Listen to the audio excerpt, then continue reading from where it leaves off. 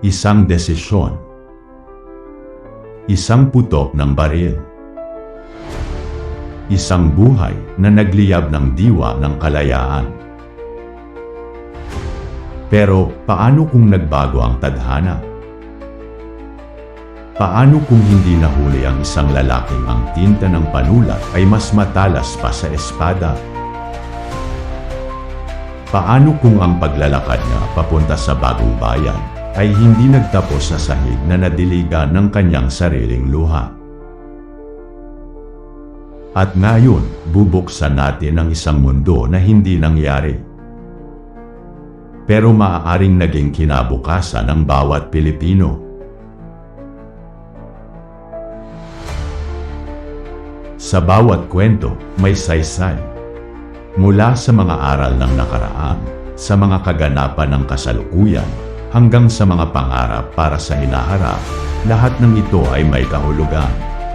Sama-sama nating tuklasin ang mga lihim ng kasaysayan, unawain ang mundo ngayon, at silipin ang hinaharap na maaaring magbago sa ating buhay. Halina't sumama sa isang paglalakbay ng pagkatuto at pagtuklas dito sa Saysay.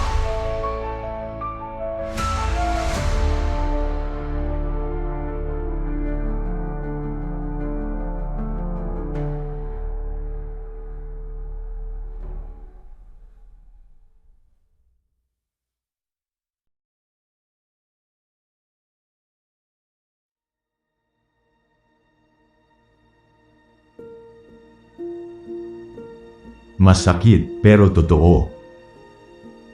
Ang pagbaril kay Rizal noong December 30, 1896 ay sinadya para patahimikin ang isang mapanganib na utak.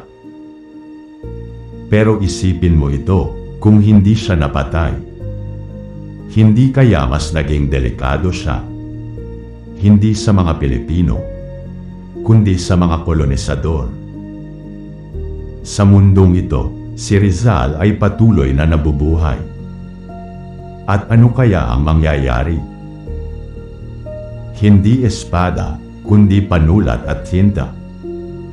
Hindi sigaw ng mandirigma, kundi tinig ng katwiran. Kung hindi siya ikinulong, maaaring magsulat pa siya ng mga nobelang nagbibigay buhay sa nasyonalismo. Marahil ay nagtayo pa ng mga paaralan sa Dapitan at sa iba pang probinsya. At maging tagapagtanggol ng karapatan sa harap ng mundo.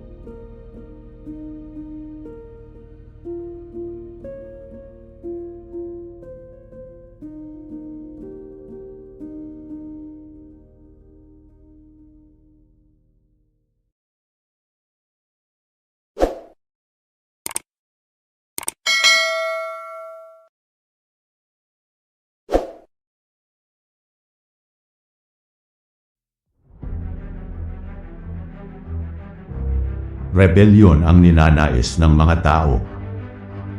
Pero si Rizal, reforma ang kanyang sinisigaw. Isang kalayaang dumarating sa mesa ng usapan. Hindi sa harap ng karahasan. Kung buhay si Rizal sa gitna ng sumisibol na revolusyon, pwede siyang maging tulay sa pagitan ng Katipunan at ng mga Kastila. Isipin mo kung sinabi niya ito sa Madrid. Kung ipipikit ninyo ang pandinig, sisigaw ang bayan, bubukal ang luha't dugo, at sa huli isisilang ang kalayaan. Maaari sanang naipatupad agad ang representasyon ng mga Pilipino, na wala ang marahas na pagdanap ng paghihinag case, at kalayaan bago pa dumating ang mga Amerikano. Kung nabuhay si Rizal, hindi kaya mas maging matapang ang Katipunan? O marahil ay hindi. Siya ay magiging buhay na gabay.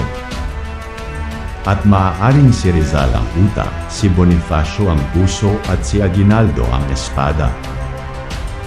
Hindi ng Katipunan, kundi ng isang Pilipinas na hindi watak-watak. Isang rebolusyong may iisang direksyon. Pagdating ng mga Amerikano, sino ba ang igagalang nila? Sino ba ang kikilalanin ng mundo? Isang doktor, isang manunulat, propagandist at pambansang intelektual. Kung hindi napatay si Rizal, maaari kaya na siya ang magiging unang Pangulo ng Pilipinas. Hindi dahil sa kapangyarihan, kundi dahil sa tiwala ng bayan. Si Rizal ay naniniwala sa edukasyong may dangal at pagmamahal sa bayan. Kung siya ang nagdisenyo ng sistema ng edukasyon, mas maaga tayong nagkaroon ng siyentipikong pag-unlad, pambansang pagkakaisa at edukasyon na kayang ipagmalaki kahit kanino man. Isang bansang matalino at isang bansang malaya. Paano kung magkaroon pa ng ikatlong nobela si Rizal o pang-apat? O isang encyclopedia tungkol sa Pilipinas? Baka mas solid pa ang national identity natin. Walang nag-aaway sa kung sino ang tunay na bayani. Dahil malinaw kung sino tayo bilang mga Pilipino. At sa huli, ito ang masakit ngunit mahalagang isipin. Kung hindi namatay si Rizal, baka maaaring hindi rin siya naging bayani. Hindi natin siya magiging simbolo. Ang pag-aalay ng buhay para sa bayan. Minsan, ang pighati at buhay ang tinta na sumusulat ng pangalan sa kasaysayan. Isang revolusyon na walang libu-libong namatay.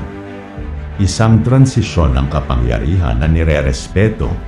At isang bansang naging modelo ng mapayapang kalayaan.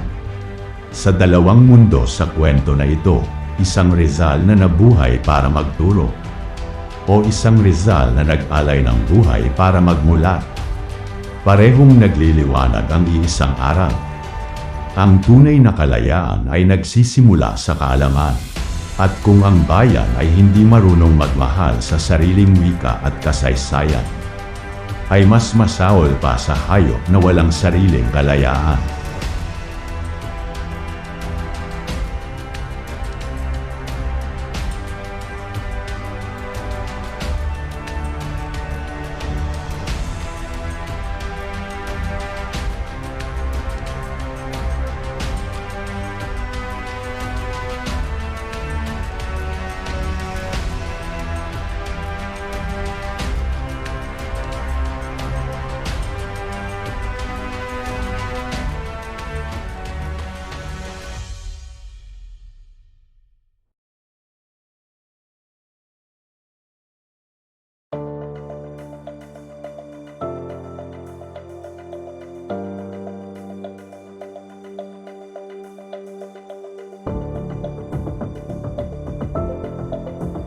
Nagustuhan niyo ba ang kwento natin ngayon?